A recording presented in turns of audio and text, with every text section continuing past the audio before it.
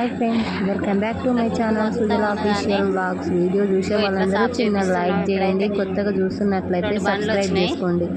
ఇదైతే మా ఇంటి దగ్గర పొలం అయితే అంతా తేటగా చేపిస్తున్నాం అనమాట. ఎందుకంటే ఇది ఇంతకుముందు మెట్ట పొలం అనమాట, పత్తి వేసేవాళ్ళము.